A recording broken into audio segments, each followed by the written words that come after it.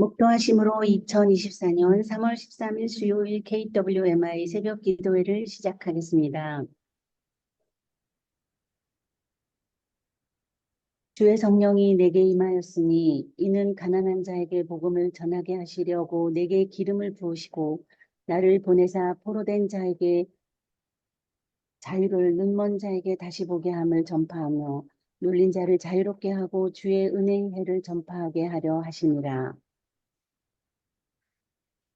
이 시간에는 필리핀 앙겔레스에서 사역하시는 김옥기 선교사님께서 대표 기도해 주시겠습니다. 다 같이 기도하겠습니다. 일어나라 빛을 발하라. 이는 내 빛이 이르렀고 여호와의 영광이 내 위에 임하였음이니라. 보라 어둠이 땅을 덮을 것이며 캄캄함이 만민을 가리려니와 오직 여호와께서 내 위에 임하실 것이며 그의 영광이 내 위에 나타내리니 나라들은 내 빛으로 왕들을 비치는 내 광명으로 나아오리라.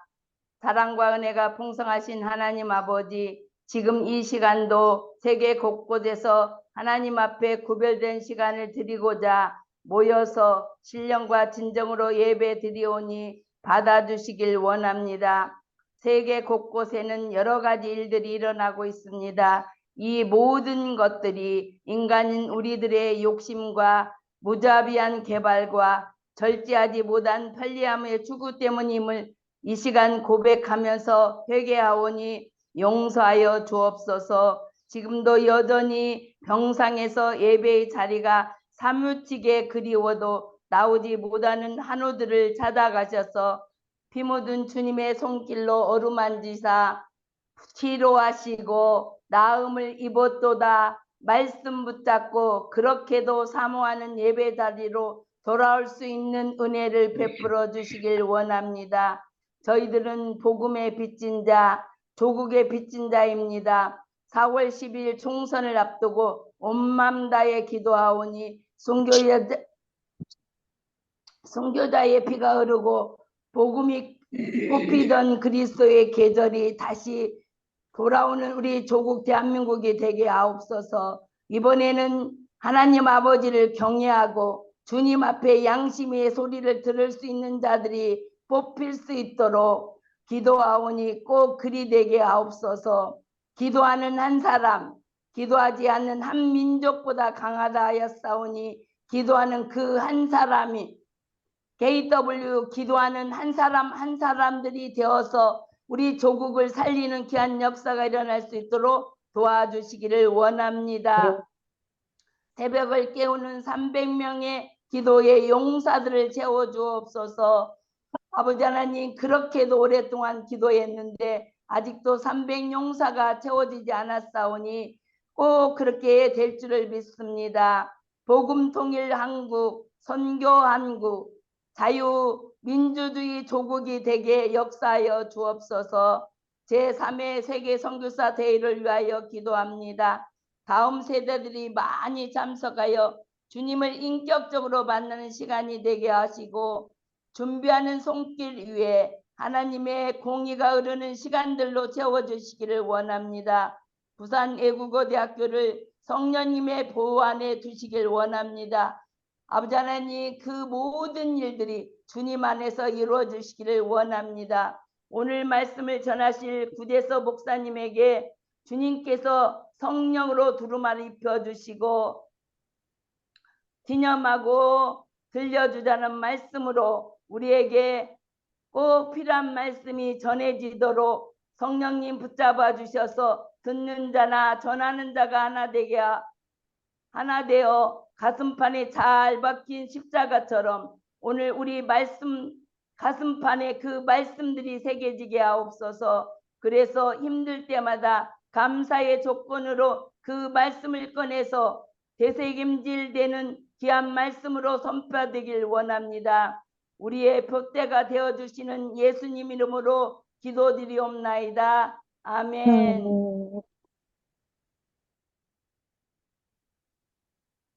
오늘 주신 하나님의 말씀은 출애굽기 17장 14절입니다. 모세가 여호와의 부르짖어 이르되 내가 이 백성에게 어떻게 하리까? 그들이 조금 있으면 내게 돌을 던지겠나이다. 저 17장 14절이어야 되는 것 같은데요.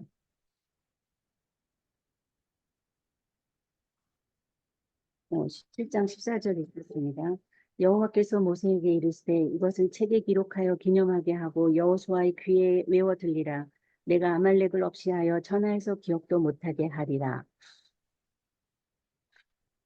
이 시간에는 장욱조 목사님의 생명나무 특송이 있겠습니다.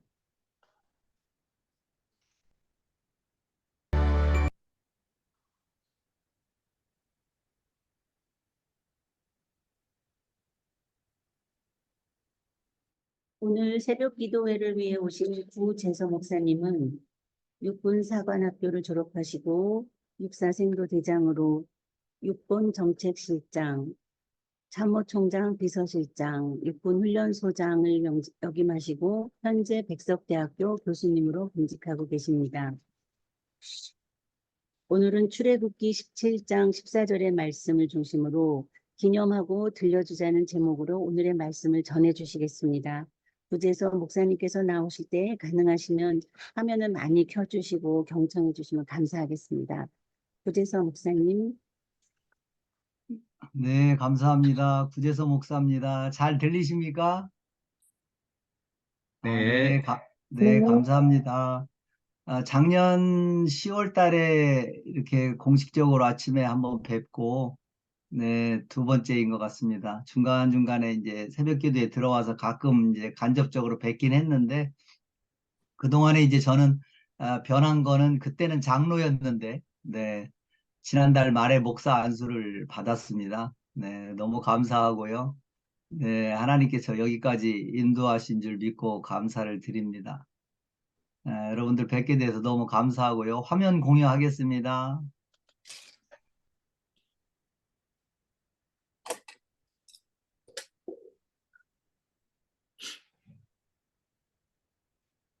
네, 호스트가 이걸 풀어줘야 될 것 같은데요, 목사님. 네, 공동호수도 드렸습니다, 목사님.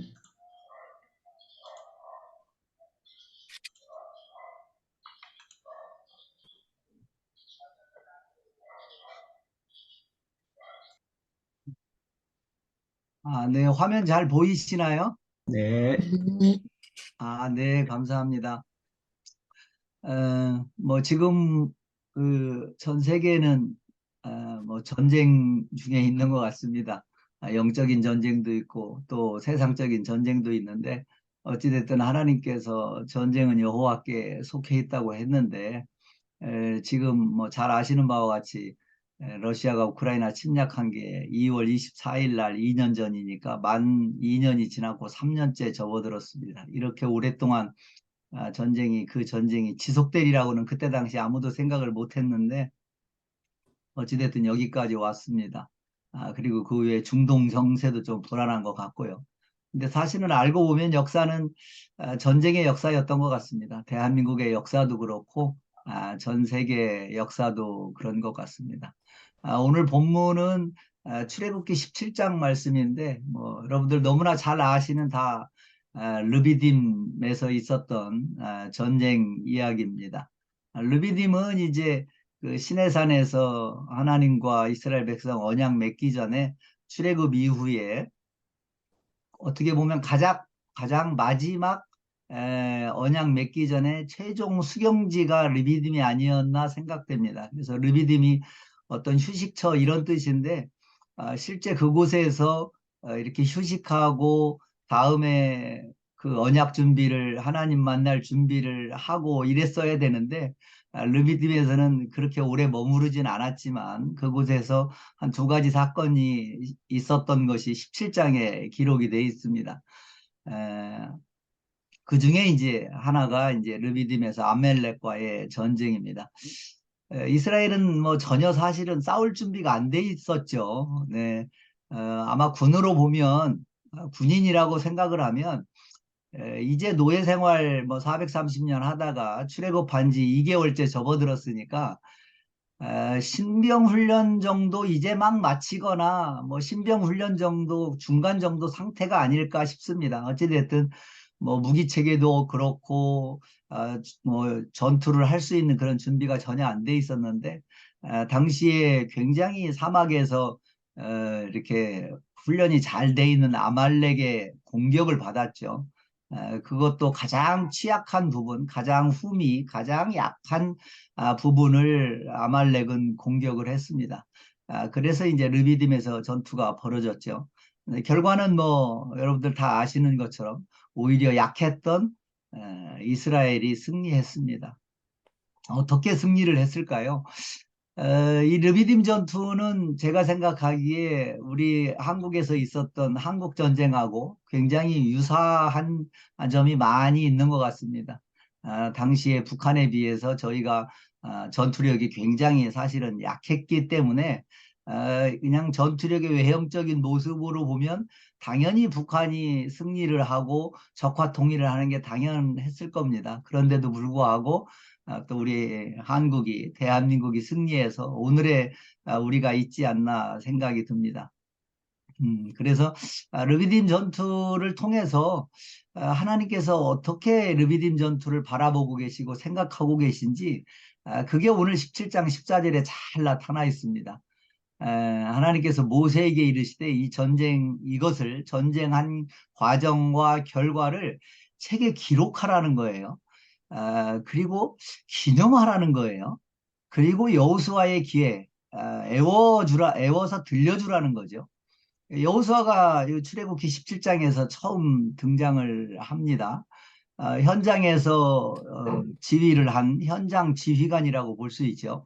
그런데 여호수아 귀에 이 전쟁이 어떻게 일어났고 왜 이스라엘이 승리했고 승리의 비결이 무엇인지를 기록하고 기념하고 그 여호수아의 귀에 들려서 계속해서 뭐 거의 외울 수 있도록 들려주라는 것이요.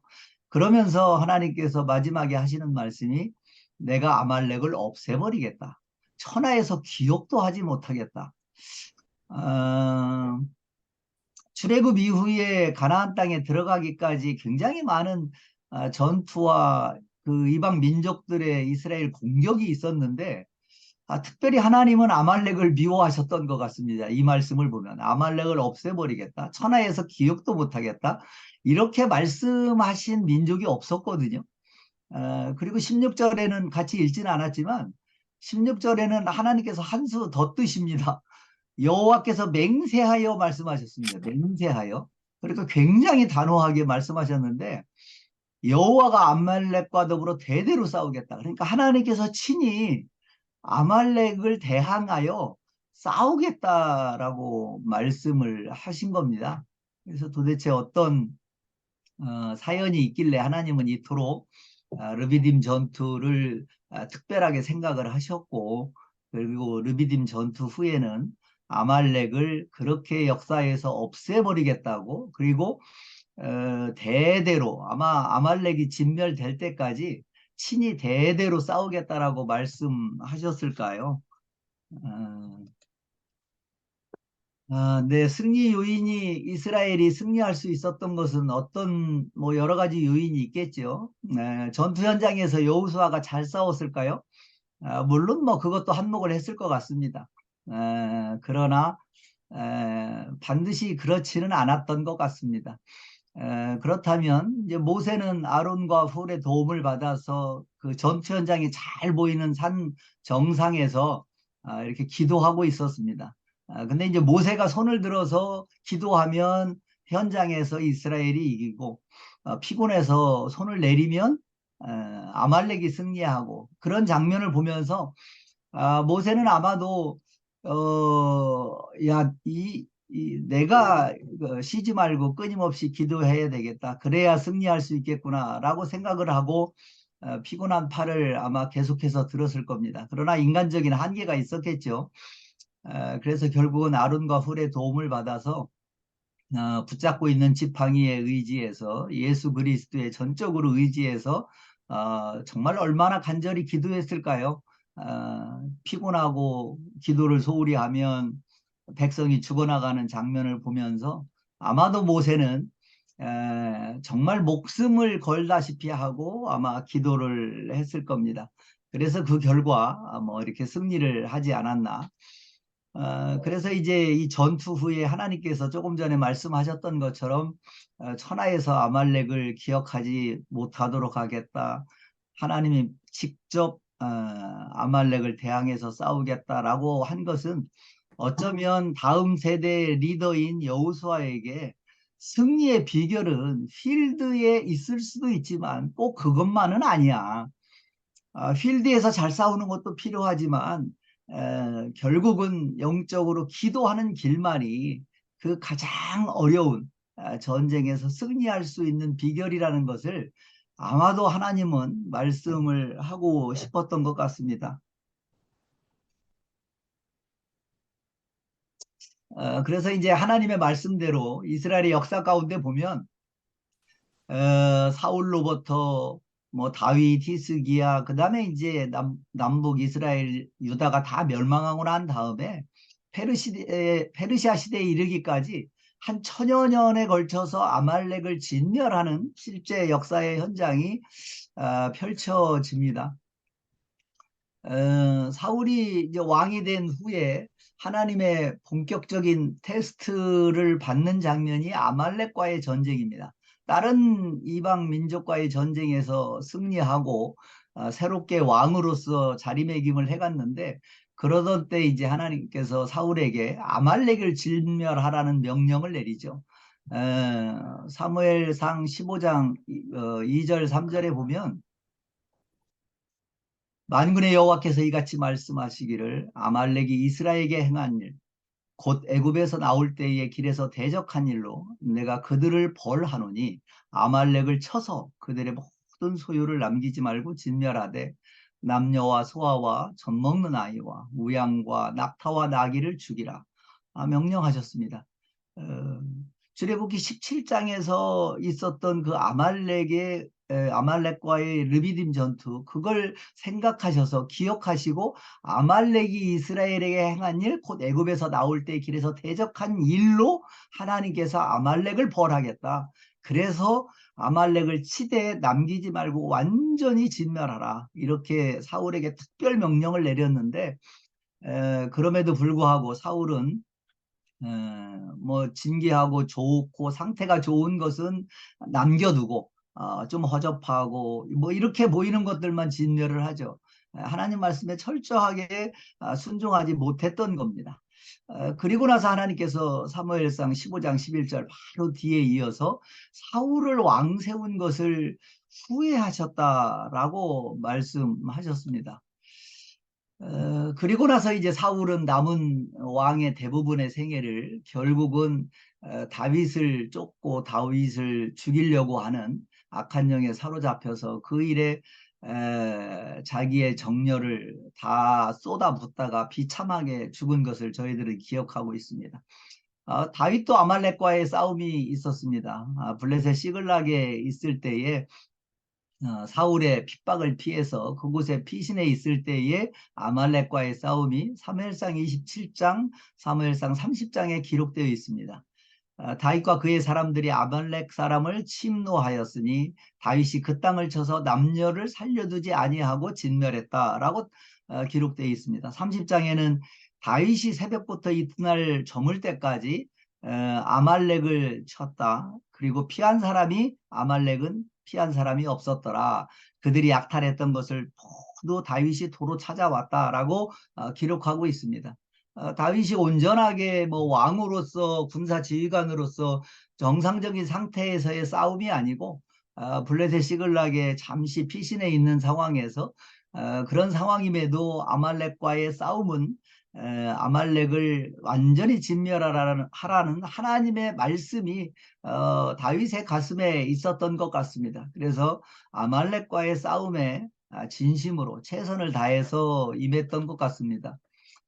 히스기야 시대에 또 아말렉과의 싸움이 기록되어 있습니다.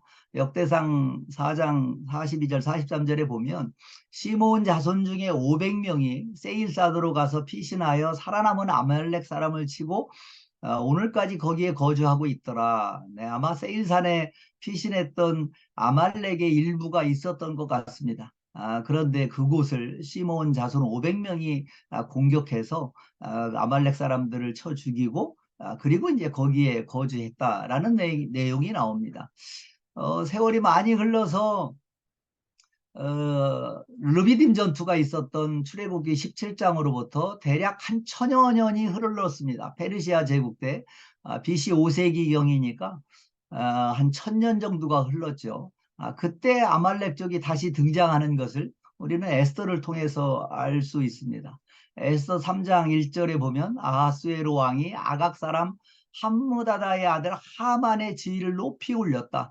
예, 여기 하만이 아각 사람의 아들, 아각 사람 누구의 아들 이렇게 나오는 것을 봐서 요 아각이 이제 아말렉의 왕의 그 왕을 지칭하는 그런 표현이라고 볼 수 있는데 어찌됐든 아각 사람의 아들 하만이다 이렇게 등장을 해서 하만이 등장해서 페르시아 제국 내에 있는 유대인을 진멸하려고 하는 그런 계략을 세우죠. 그 계략을 하나님께서 되돌리셔서 오히려 아말렉을 진멸하는 기회로 삼습니다. 에스더 9장 6절에서 16절까지 보면 유다인들이 도성 수산에서 요 아마 아각 사람 아말렉 족속 같습니다. 500명을 죽이고 하만의 10아들을 죽였습니다. 그리고 또 16절에 보면 자기들을 미워하는 자 아말렉 족속을 말하는 것 같습니다. 7만 5천 명을 도륙하되 네, 이렇게 많은 숫자가 페르시아 제국 내에 아말렉 족속이 이때까지 1000년이 넘도록 살아남았다는 것도 참 특이하고 특별한 상황인데 마지막 남아있던 아말렉 족을 요 페르시아 제국에서 1000년이 지난 후에 하나님께서 기억하시고 아말렉 족속을 완전히 다 도륙한 장면을 우리는 에스더 말씀을 통해서 알 수 있습니다. 이렇게 긴 기간 동안 하나님께서는 잊지 않으시고 기억하시고 이스라엘 백성의 원수를 갚아 주셨던 것 같습니다. 그래서 그때를 기념해서 유대인들은 자기들의 몰살의 날이 변하여 축제의 날이 되었죠. 그래서 그걸 축제의 날로 부림절로 기억하고 지키고 있습니다.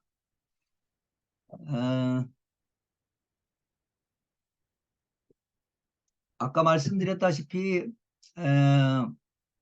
우리 한국 전쟁은 오늘의 우리나라의 어떤 체제와 질서와 문화와 여러 가지 측면에서 오늘의 대한민국을 있게 한 것이 어쩌면 한국 전쟁의 결과가 아닐까 싶습니다.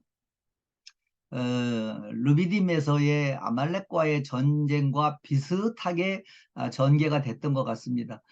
겉으로 보기에는 그냥 외형적인 전투력으로는 그때 당시에 한국전쟁이 일어날 때 남북한 대략 2대 1이었습니다. 북한이 한 20만 정도 됐고요. 저희는 한 10만 정도 됐습니다. 눈에 보이는 전투력은 그렇지만 사실 눈에 보이지 않는 전투력은 훨씬 더 차이가 많이 났습니다. 뭐 훈련의 어떤 질이라든지 무기 체계, 뭐 심지어 탱크 같은 경우 전차는 뭐 북에는 한 240여 대가 있었는데 우리는 한 대도 없었습니다. 뭐 공군 같은 경우 저희들보다 10배의 전투력을 갖고 있었고요. 그래서 외형적인 전투력으로 보면 그리고 초기에 진행됐던 상황을 보면 어쩌면 당연히 북한이 승리하고 적화되는 것이 한반도가 적화 통일되는 것이 자연스러운 상황이었습니다. 근데 그럼에도 불구하고 하나님께서 주권적으로 한국전쟁을 개입하셨습니다. 그래서 대한민국이 자유민주주의 체제를 수호할 수 있었고 오늘의 대한민국이 되지 않았나 싶습니다. 3년 1개월 동안 진행된 한국전쟁 마찬가지 하나님의 전적인 은혜였고 하나님의 간섭하심이 있었습니다. 그래서 르비딤 전투 이후에 모세를 통해서 그걸 기록하고 기념하고 이스라엘 백성들에게 역사를 통해서 대대손손 끊임없이 가르쳐주고 알려주라고 말씀하셨듯이 한국전쟁에서 있었던 하나님의 어떤 섭리, 하나님의 개입, 하나님의 간섭하심, 하나님의 다스리심이 있었기에 한국 전쟁에서 우리가 승리할 수 있었다. 그리고 그것을 우리는 기억하고 지금도 기억하고 우리가 기념해야 되지 않을까. 그리고 한국 전쟁을 모르는 우리의 자녀들에게, 후손들에게 이런 한국 전쟁이 있었다.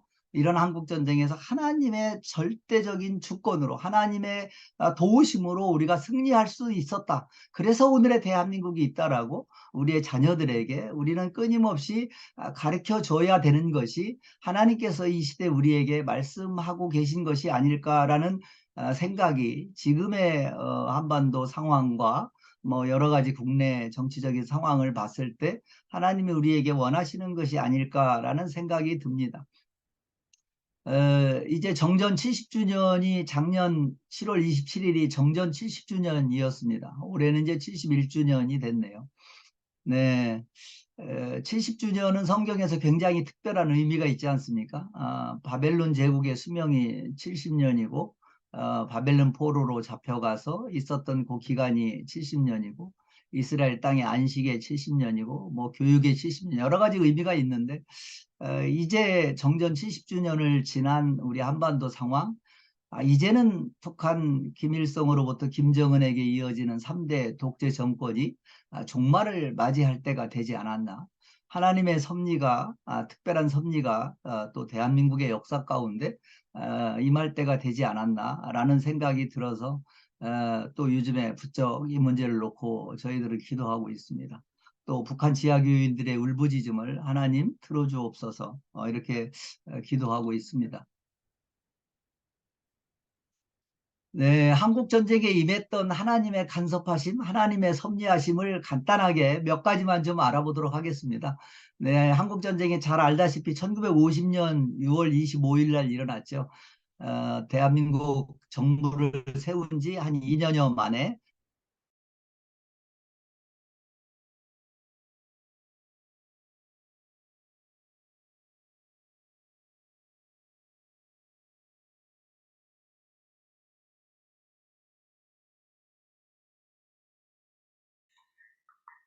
네, 강사님 인터넷이 잠시 다운된 것 같습니다. 조금만 기다리도록 하겠습니다. 특별히 뭐 그 이 군 안에서도 굉장히 많이 침투해서 남로당을 조직하고 있었습니다. 대구, 여수 반란 사건, 이런 어떤 군의 반란 사건이 굉장히 많은 후방 지역에서 있었습니다. 그래서 지금 이제 막 갓 태어난 대한민국이 뭔가 체계를 잡아가고 전쟁을 준비하기에도 바쁜 그 시기에 남한 내에 있는 남로당 이 공산주의자들의 그 반란과 폭력 투쟁에 이걸 대응하고 대처하느라고 전쟁이 일어날 때까지 대한민국 정부가 수립되고 나서 한국 전쟁이 벌어질 때까지 여기에 굉장히 많은 전투력을 낭비했습니다. 그래서 전쟁이 막상 일어났을 때 우리는 제대로 초기에 대응할 수 없었던 것이죠. 그래서 이걸 가만히 묵상을 하다 보니까 너무너무 감사하더라고요. 만약입니다. 뭐 만약에 전쟁이 일어난 다음에 1950년 6월 25일 이후에 남한 내에 있던 그 군대 안에 있던 사회에 있던 공산주의자 남로당들이 그때 봉기를 했더라면, 그때 반란을 일으켰다면 아마도 정말 김일성의 의도대로 정말 1, 2개월 내에 우리 한국은 적화가 되었을 겁니다. 그런데 하나님께서 전쟁이 일어나기 전에 이 남한 내에서 있었던 이 공산주의자들의 폭력 투쟁을 정리하고 국내에서 있었던 공산주의자들의 반란까지도 다 정리가 된 후에 전쟁이 일어났다는 것이죠. 그래서 이것을 생각하고 묵상하다가 야, 하나님 너무 감사합니다. 하나님 감사합니다. 정말 전쟁 이전에 이것을 마무리 짓고 비록 온전하게 전쟁 준비를 다 하진 못했지만 그래도 전쟁이 일어나기 전에 이런 내부에서의 혼란을 정리하고 전쟁을 맞이할 수 있게 해주셔서 하나님 감사합니다. 이건 전적인 하나님의 은혜군요 라는 생각이 들었습니다. 두 번째 하나님께서 한국 전쟁에 임하셨던 하나님의 은혜는 잘 알다시피 김일성이 전 38선에서의 침략을 시작해서 3일 만에 서울을 점령했습니다. 28일 새벽에 북한 북계 전차가 서울에 나타났으니까 그래서 그 시간에 이제 한강교, 인도교 남아있던 다리, 유일한 다리를 폭파하고 뭐 급하게 또 정부도 이전하고 이런 일이 있었습니다. 어찌됐든 3일 만에 전 전선에서 다 저희가 밀려가지고 수도 서울을 빼앗기는 일이 있었습니다. 그런데 정확하게 이유는 밝혀지지 않고 있지만 그렇게 3일 만에 점령한 서울에서 북한은 3일을 지체합니다. 전혀 공격하지 않고 3일을 지체하죠. 그래서 그 3일간의 지체된 시간 동안에 저희가 미흡 파나마 한강 방어선을 준비할 수 있었고 그 이후에 낙동강 방어선까지 밀리는 과정의 중간에 뭐 여러 가지 금강 방어선, 소백산맥 방어선이라든지 여러 가지 방어선을 준비할 수 있는 시간이 있었습니다. 그리고 오른쪽 하단의 사진처럼 물론 오른쪽 하단의 사진은 영화의 한 장면입니다. 메가더가 28일 날 북한이 서울을 점령하고 지체하는 그 기간 동안에 메가더가 일본에서 날라와서 한강을 시찰합니다. 한강을 시찰하면서 진지에 있는 병사에게 묻죠. 규관은 언제까지 여기에서 진지를 지키려는가? 그때 이제 그 병사가 그렇게 이야기합니다. 저는 상관의 지시가 있을 때까지 목숨 다하여 이 진지를 지키겠다고. 그 말을 들은 메가더는 굉장히 고무되고 우리 한국민들의 어떤 전쟁에 대한 전투에 대한 그런 의지를 잃고 이때 아마 인천 상륙작전을 구상을 했다라는 이야기가 있습니다. 어찌됐든 이 3일간 북한이 서울을 점령하고 지체함으로써 우리는 다시 반격할 수 있는 가장 기본적인 토대를 마련했다라고 볼 수 있습니다. 나중에 김일성도 전쟁이 끝나고 나서 전쟁 중에 자아 비판을 하고 뭐 스스로 이렇게 사후 검토를 하면서 이때 3일간 지체한 것이 한반도를 적화하는데 가장 큰 패착이었다라고 이야기할 정도로 요 서울 3일간의 지체는 하나님의 은혜였다. 하나님의 전적인 간섭이었다. 그래서 요 3일을 버는 이 시간을 우리가 온전히 활용할 수 있었다라고 볼 수가 있습니다. 그 다음은 유엔의 개입입니다. 뭐 여러분 알다시피 유엔이 만들어진 이후에 유엔군은 한국 전쟁에서 참전했던 그 유엔군이 현재까지는 처음이자 마지막입니다. 이 유엔의 개입이 얼마나 신속하게 전개가 됐습니까? 한국 전쟁이 일어나고 현지 시간으로 당일날 유엔 일반 명령 83호인가요? 그래서 북한에 대해서 경고를 하고 이틀 후에 6월 27일 날 그때 당시에 트루먼 대통령이 한국에 군사적으로 개입하겠다라는 결정이 한국 전쟁이 일어나고 나서 이틀 만에 있었습니다. 그래서 극동군에 있던 3개 군단 9개 사단 한 30만 명 병력을 한반도에 투입시키기로 그렇게 결정이 납니다. 그리고 7월 7일 날 또 요 한국전쟁과 관련된 일반명령 84호가 발령이 되는데 거기에서 유엔군 사령부를 만들기로 합니다. 그래서 7월 14일 날 메가더가 유엔군 사령부 기를 받으면서 공식적으로 한국에서 한국군을 포함해서 유엔군 사령관의 메가더의 지휘를 받는 그런 상태에서 전쟁이 시작이 됩니다. 이렇게 빨리 미국이 이렇게 빨리 유엔이 어느 지구촌에 있는 어느 한 나라의 전쟁에 이렇게 빨리 개입한 사례는 전무후무합니다. 이것을 비교할 수 있는 것은 얼마 후에 일어난 저희하고 비슷한 상황에서 전쟁이 일어난 베트남전을 보면 알 수 있습니다. 베트남전은 우리 한국전쟁의 유엔군과 많은 나라의 이 군대가 참전한 것과는 전혀 다른 양상을 보였습니다. 뭐 참전국이나 참전 지원국 면에서도 그렇고요. 월남은 패망할 수밖에 없었던 것 같습니다. 참 그때 당시 한국 전쟁에 참전한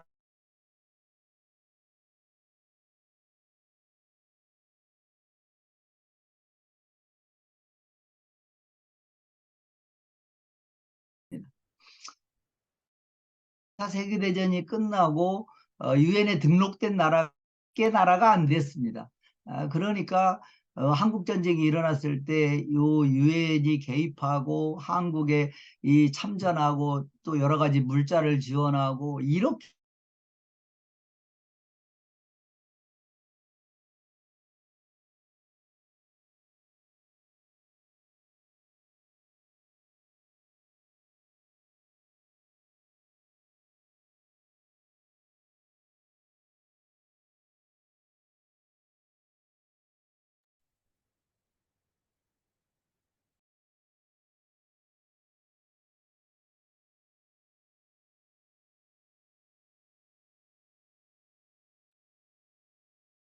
나가신 거 모르시는 거 아닐까요? 인터넷 예. 상태가 많이 안 좋으신가 봅니다. 그 아까 유엔 참전국을 보여주셨는데 이때 이렇게 정말 초스피드로 이렇게 할 수 있었던 원인 중에 하나가 당시 유엔 총회 의장이 필리핀 사람이었다라고 합니다. 그래서 필리핀이 전투부대를 제일 먼저 보내줄 수 있었다고 해요. 네, 장로님 말씀하시면 됩니다. 네, 다시 화면을 공유해야 될 것 같습니다. 네, 구강호수도 드렸습니다.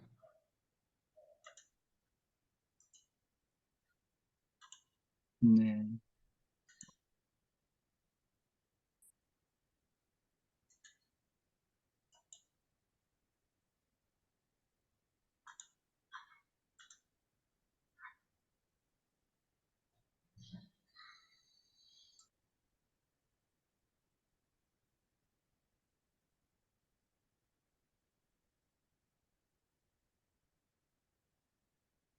목사님 화면 공유하겠습니다. 네,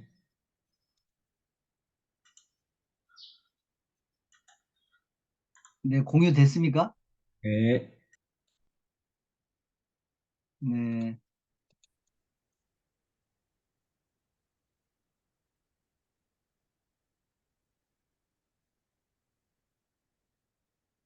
네, 제 기억에는 어디서 끊겼는지 모르겠는데, 요 낙동강 방어선 이야기하다 끊긴 것 같습니다. 맞습니까? 유엔 얘기 말씀하시다 끊어졌는데요. 요 앞장에요. 네. 네. 네네네. 아유, 죄송합니다. 이게 지금 네트워크가 조금 불안한 것 같습니다. 네. 유엔이 굉장히 이렇게 빠른 시기에 한국전에 참전을 결정했습니다. 미군이 이틀 만에 참전하기로 결정을 했고요. 7월 7일 날 유엔군이 소집이 돼서 유엔군 사령부를 만드는 유엔 일반 명령이 발동이 돼서 7월 14일 날 메가더가 한반도에서 이승만 대통령으로부터 유엔기를 받고 그날 이제 모든 작전권을 그날부터 유엔군 사령관이 직접 통제하면서 전쟁을 치루었습니다. 그리고 오른쪽에 표시된 것처럼 유엔 파병, 전투병, 그다음에 의무지원병, 그다음에 물자 지원한 것까지 합해서 약 67개국이 67, 8개국이 한국전에 직간접적으로 참전하고 참전 지원을 했습니다. 이러한 기록은 단일 지구촌에서 단일 전쟁에 가장 많은 나라가 참전하고 지원한 기록입니다. 이게 얼마나 대단한 기록이냐면 얼마 후에 있었던 월남전과 비교하면 그렇습니다. 월남전 때는 전투병은 그때 당시에 미국과 우리 한국 외에는 뭐 거의 없었습니다. 그 결과 대한민국은 한국전에서 승리할 수 있었고 월남은 패방했죠. 이런 국제적으로 유엔군이 만들어지고 이렇게 많은 나라가 참여하고 이런 것은 저희의 힘으로 될 수 있었던 것은 전혀 아닙니다. 이것은 전적인 하나님의 간섭하심이고 개입이고 하나님의 전적인 다스리심이 있었기 때문에 가능했다라고 저는 확신을 합니다. 그 이후에 있었던 이제 낙동강 최후의 방어선이죠. 최후의 방어선. 이 최후의 방어선을 지킨 것은 정말 여기에서 많은 분들이 희생이 됐습니다. 심지어 군번도 없이 이름도 없이 어린 소년병들부터 시작해서 정말 많은 우리의 선배들이 이곳에서 희생이 됐습니다. 이 낙동강 방어선은 정말 피로, 시체로 지켜진 방어선입니다. 여기에서 물러서면 정말 이제 끝장이죠. 오른쪽에 이제 낙동강 방어선의 모습인데 좌측은 낙동강 강을 연해서 이렇게 방어선이 편성이 됐고 북쪽은 위쪽은 이제 산맥 대구와 포항 위쪽에 있는 그 산을 연해서 이렇게 배치가 됐는데 여기에 이제 한국군이 배치가 되고 서쪽은 미군이 배치가 됐었습니다. 그런데 이제 북한군의 공격은 주로 한국이 배치된 그쪽이 약하다고 판단했기 때문에 그쪽에 집중이 됐었습니다. 이때 김일성은 수안보까지 내려왔습니다. 수안보까지 내려와서 8월 15일까지 부산을 반드시 점령하라라는 명령을 하다라고 합니다. 그래서 이제 엄청난 막 공세를 이때 퍼부었던 역사가 있습니다. 그때 많은 아까 말씀드렸다시피 많은 영웅들이 있는데 특별히 일사단장으로 있었던 백선엽 장군은 요 대구 좌북방 외관 요 다부동 요 일대에서 방어선을 편성해서 방어를 하고 있었습니다. 모든 북한의 공격의 방향이 대구가 제일 압박이 컸습니다. 우리 한국군 1사단에 무려 북한군 몇 개 단이 공격할 정도로 그래서 이렇게 밀리고 다시 회복하는 그런 엄청난 역사 그리고 많은 분들이 피해가 있었습니다. 한 번은 한 고지가 돌파가 돼서 1사단이 철수하는 걸 보고 1사단장 백선엽 장군이 놀라서 권총을 빼들고 철수하는 그 병력들 앞에 가서 나를 따르라. 내가 선두에 서겠다. 내가 물러서면 너희들이 뒤에서 나를 쏴라. 그러면서 철수하던 도망가던 그 병력들을 이끌고 다시 고지로 올라가서 그걸 점령함으로써 지켜낼 수 있었습니다. 이런 뭐 전쟁 영웅들은 백선엽 장군뿐만 아니라 정말 많은 전쟁 영웅들이 있었습니다. 이런 뭐 한국군뿐만 아니라 사실은 낙동강 방어선은 워커 장군 당시에 메가더 사령관 밑에 육군 8군 사령관이 이제 요 워커 장군이었는데 워커 장군이 구상하고 워커 장군이 사령관으로서 만든 선이다 해서 낙동강 방어선을 워커 라인이다 라고 부르기도 합니다. 요 사진에 나와 있듯이 워커 장군은 곳곳을 다니면서 예하부대를 다니면서 스탠드와 다이 반드시 사수해라. 그렇지 않으면 우리에게는 죽음뿐이다. 더 이상 물러설 곳이 없다. 굉장히 강압적으로 이 워커라인 낙동강 방어선을 구축하고 지켜냈습니다. 얼마나 원성이 자자했던지 메가더에게 미 본토에서 거꾸로 압력이 들어올 정도였습니다. 야, 워커가 부하들에게 너무나 강하게 이렇게 지휘를 한다라고 해서 메가더 장군에게 이렇게 민원이 들어올 정도였는데 메가더 장군은 그때 남긴 말이 그거였습니다. 군대에 민주주의는 없다.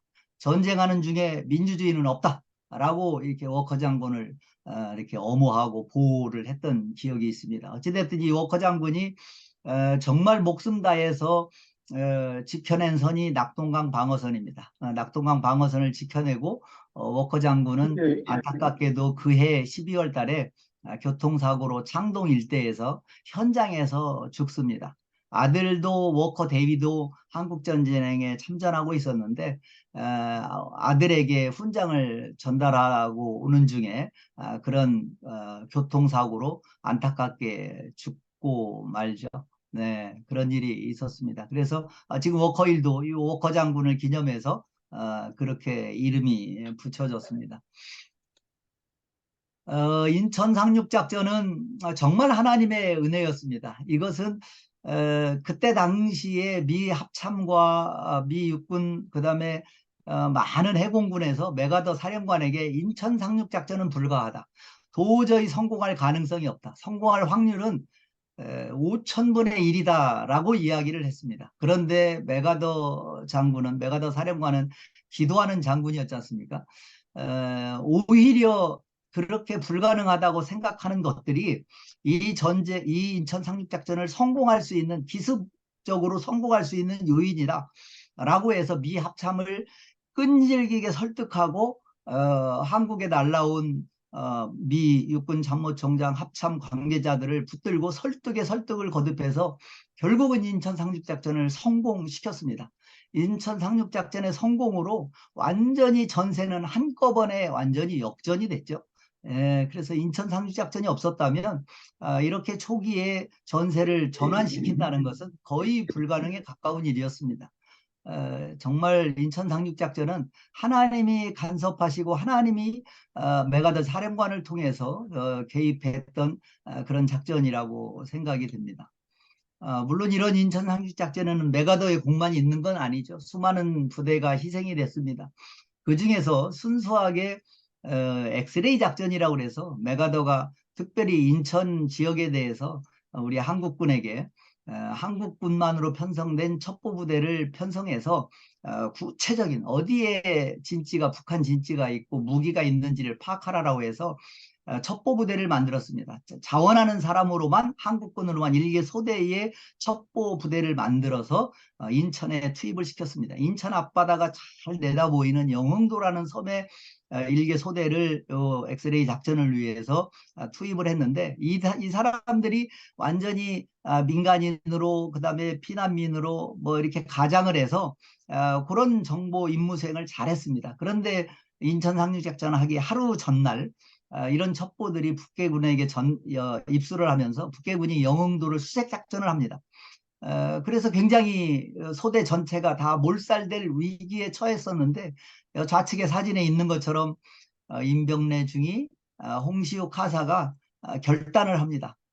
엑스레이 작전을 펼친 소대 전체를 빼돌리고 이 둘이 자기들을 일부러 수색하는 북괴군에게 노출을 시켜서 자기들을 쫓아오도록 그렇게 유인을 해서 나머지를 다 생존시키고 이 둘이 북괴군을 유인해서 마지막 순간에 우리가 잡힌다면, 우리가 생포된다면 우리는 고문을 당하면 불지 않을 수 없을 것이다, 이 사실을.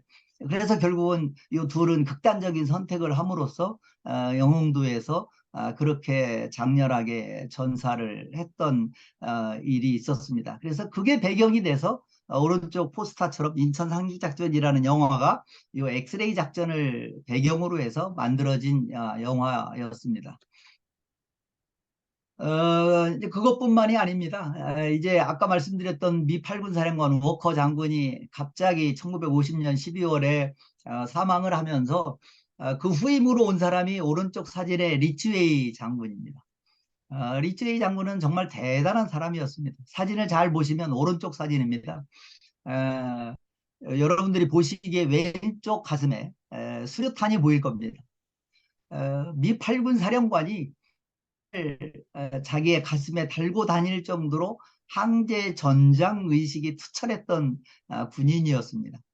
메가더가 워커 장군 후임으로 이 리츠웨이를 보내달라, 리츠웨이 아니면 자기는 받지 않겠다라고 말을 해서 받을 정도로 리츠웨이는 아주 탁월한 장군이 미 8군 사령관으로 부임을 해서 와서 보니까 인터넷 연결이 불안하다고 하는데 지금 잘 들리십니까? 네. 네네. 네, 이제 곧 마무리하겠습니다. 좀 시간이 지체된 것 같은데. 네, 그래서 그 중공군 1차, 2차, 3차 공세로 말미암아 거의 패닉 상태에 빠졌던 한국군과 유엔군을 다시 사기를 북돋우고 해서 다시 승리할 수 있게 만든 장군이 리츠웨이 장군입니다. 메가더가 1951년 4월 달에 갑자기 해임이 됩니다. 트루먼과의 정치적인 갈등 때문에. 그래서 리츠웨이가 메가더 후임으로 유엔군 사령관으로 가면서 8군 사령관 후임으로 좌측의 사진에 나오는 벤 플리트 장군이 8군 사령관 임무를 수행하게 됩니다. 벤 플리트 장군은 정말 한국을 사랑했습니다. 너무너무 한국군을 사랑했습니다. 나중에 전역한 이후에도 한국을 잊지 못해서 한미우협회를 만들어서 이끌고 한국을 사랑했던 장군인데 이 벤 플리트 장군이 한국에 기여한 것은 뭐 굉장히 많습니다. 하나만 말씀드리면 같이 사진 찍은 게 아들 벤프리트입니다. 아들이 파일로트로서 그 공군의 조종사였는데 북한 지역에서 작전을 하다가 결국은 실종이 됐습니다. 그래서 이제 수색 작전을 펼치는데 벤프리트 장군이 야, 내 아들이라고 특별히 더 수색하지 마라. 그러면서 노블리스 오블리제를 직접 현장에서 보여준 사람이 이 벤프리트 장군입니다. 이런 모든 이런 일련의 과정들을 통해서 정말 한국군의 하나님께서 사람을 통해서 과정을 통해서 많은 나라들을 통해서 역사하셨던 것을 보면 얼마나 우리 한국을 사랑했는지를 알 수가 있습니다. 네, 마무리입니다. 결론입니다. 한국전쟁에 나타난 하나님의 주권과 섭리 뭐 분명한 것 같습니다. 이스라엘 백성들에게 특별히 모세에게 다음 세대를 향하여 기념하고 애워서 들려줘라라고 말씀했던 이 말씀이 우리에게도 적용이 되지 않나 싶습니다. 하나님은 반드시 약속을 성취하십니다. 천년이 넘는 기간이 걸리더라도 반드시 이스라엘 백성들의 원수를 하나님께서 친히 갚아주십니다. 저희는 뭐 하루에도 수십 번씩 변하는 게 저희들의 마음인데 천년이 넘는 기간 동안 기억하시면서 아말렉을 진멸했던 하나님, 그 하나님께 저희들의 모든 문제와 이런 것들을 위임하고 맡겨야 되지 않을까. 모세는 여호수아를 르비딤 전투에서 세운 이후에 40년간 다음 세대, 차세대 리더로서 훈련을 시키면서 세워나갑니다. 저희들도 현장에서 어디에서든지 다음 세대를 세우는 일에 전력 투구해야 되지 않을까 싶습니다. 네, 우리가 특별히 선교사님들이 계신 곳은 정말 영적 전쟁이 있는 현장이 아닐 수 없습니다. 그곳에서 승리하는 방법은 현장에서도 정말 최선을 다해야 되겠지만 지팡이 되시는 예수 그리스도, 오직 예수 그리스도를 꼭 붙잡고 기도해서 승리했던 모세처럼 끊임없이 자기가 피곤하고 팔이 끊어질 것 같은 고통일지라도 기도함으로 승리하시고, 또 모세를 도와서 아론과 훌이 동역했듯이 많은 동역자들과 함께 협력함으로 반드시 승리하시는 저와 여러분 되셨으면 좋겠습니다. 네, 감사합니다. 네, 오늘 귀한 말씀, 은혜의 말씀 전해주셔서 감사드립니다. 특히 한국 전쟁에 나타난 하나님의 주권과 섭리를 보여주셔서 더욱 감사드립니다. 그럼 다음은 김인효 선교사님께서 합심 기도로 인도해 주시고 마침 기도 및 축도는 구재선 목사님께서 해주시겠습니다. 네, 감사합니다. 오늘도 귀한 또 말씀과 또 하나님 우리에게 보여주시는 전쟁의 승리에 대한 요인들을 또 말씀으로 도전해 주신 하나님 감사합니다. 7가지 기도의 제목으로 정리하였고요.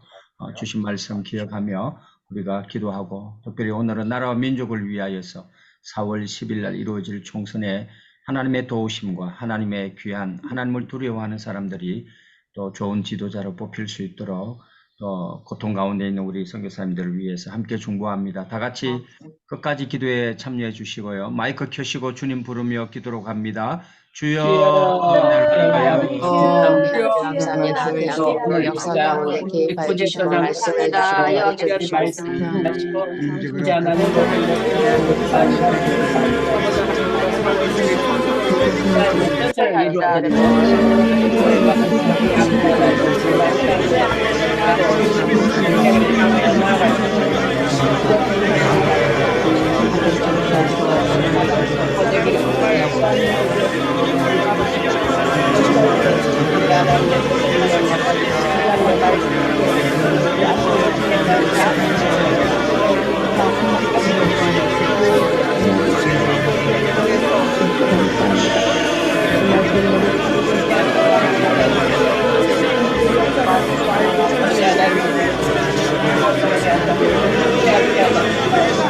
Gracias.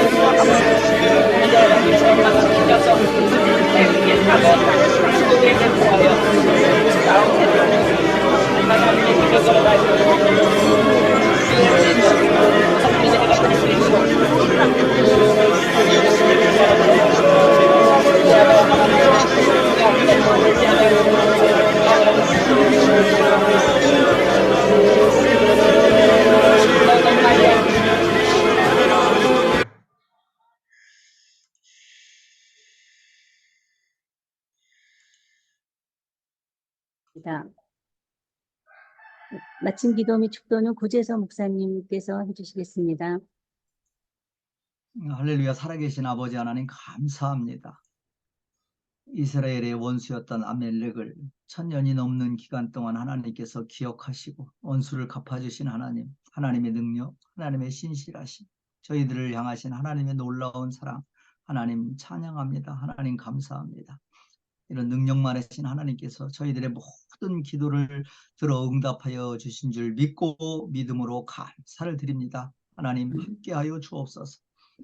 이제는 예수 그리스도의 은혜와 하나님의 무한하신 사랑하심과 성령님의 감화 감동 교통하심이 전 세계 곳곳에서 하나님의 사명자로 오직 하나님의 나라 확장 위해서 헌신을 다짐하고 오늘 이 아침에 영적 전쟁에서 승리하기를 간절히 다짐하고 결단하는 우리 선교사님들의 사역 위에, 교회 위에, 가정 위에, 자녀 위에, 그리고 사랑하는 조국 대한민국 위에 이제로부터 영원까지 있을지어다.